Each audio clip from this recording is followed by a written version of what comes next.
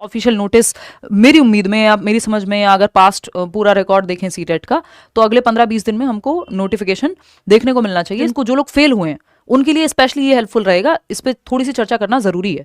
ये इसमें मैं कोई बैच की चर्चा नहीं कर रही हूँ, बैच में ऑलरेडी लाखों लोग आप लोग पढ़ते हैं साल भर में, तो वो एक अलग चीज है। बट और बैच अभी आया भी नहीं है, वो जब नोटिफिकेशन आएगा तब हम लोग करियर विल पे बैच लेकर के आएंगे।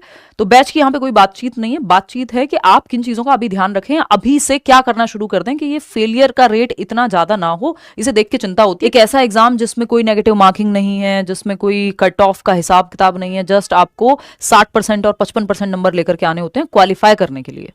उसमें भी हम अगर 86% लोग फेल हो जाएंगे, यानी 86% लोग फेल हो रहे हैं, जस्ट 14% लोग पास हो रहे हैं, 84% लोग फेल हो जा रहे हैं, 84% लोग फेल हो जा रहे हैं। तो और ये हर बार का है ऑलमोस्ट। तो कहां हम गलती कर रहे हैं कि इतने रिसोर्सेज के बावजूद भी पेपर क्लियर नहीं हो रहा। कि 20 लाख लोग के करीब देने गए पेपर, उसमें से जो है आपके 17 लाख लोग ही अपीयर हुए। बेसिकली 20 लाख लोगों ने रजिस्टर किया, 3 लाख लोग पेपर देने नहीं गए, 17 लाख लोग जो है वो अपीयर हुए यानी पेपर देने गए, और इस 17 लाख में से भी 14 लाख फेल हो गए, सिर्फ 3 लाख लोग के करीब पास हुए।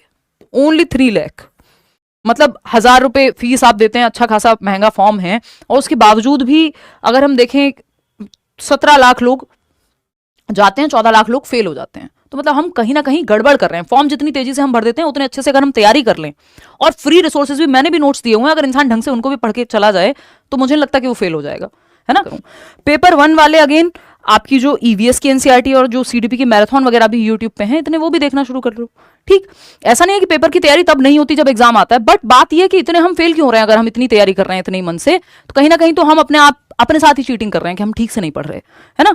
तो पेपर 2 की भी कहानी ऐसी ही है, बट पेपर 1 की भी, बट पेपर 2 में मुख्य जो प्रॉब्लम है वो एसएसटी मेरे ख्याल में बन रहा है आपके लिए, जहां पे आप ठीक से ध्यान नहीं दे पा रहे हैं। तो इस चीज का प्लीज ध्यान दीजिए अभी से, इस बार से ही, कि अगले 15-20 दिन में नोटिफिकेशन अगर आता है, मार्च के फर्स्ट वीक में, पिछले साल भी ऐसे ही आया था, तो आप एटलीस्ट 15-20 दिन तो मैं बढ़ा के बोल रही हूँ, हो सकता है और पहले आ जाए, तो आप एक उस माइंडसेट में तो जाएं कि तैयारी शुरू हो रही है। नहीं तो ये बहुत दुखद बात है कि एक ऐसे एग्जाम में जहां कोई नेगेटिव मार्किंग नहीं है, कोई कट ऑफ नहीं है, किसी का किसी से कंपटीशन नहीं है, आपका खुद से ही है, बस एक क्राइटेरियन टेस्ट है ना, क्राइटेरियन रेफरेंस टेस्ट जिसको सीआरटी बोलते हैं, कि क्राइटेरिया मीट करना है कि 90 नंबर लेकर के आने 150 में से, और कैटेगरी से हैं तो 82 नंबर लेकर के आने। अब उसमें भी अगर हम इतनी संख्या में फेल होंगे तो फिर ना तो कोचिंग कराने वालों की गलती है, ना किसी और की गलती है, ना इंस्टीट्यूशन की गलती है, फिर तो हम पढ़ना नहीं चाह रहे। कुछ हद तक हमारी भी ये गलती है ना, सिस्टम की जितनी होगी ही।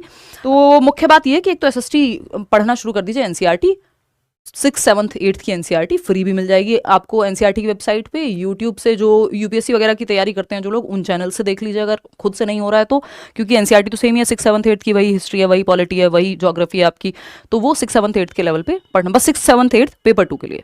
पेपर 1 के लिए अगेन ईवीएस की first second third, sorry first में तो होती नहीं है, जो 3rd 4th 5th की ईवीएस है वो पढ़ लीजिए, इनफ हो जाएगा। बाकी चीजें आपको ऑलरेडी तब भी मैं कराऊंगी, ऐसा नहीं है कि तब प्रेपरेशन नहीं करेंगे, बट एक्स्ट्रा में थोड़ा सा हम एफर्ट कर लेंगे तो शायद इतना खराब रिजल्ट नहीं होगा।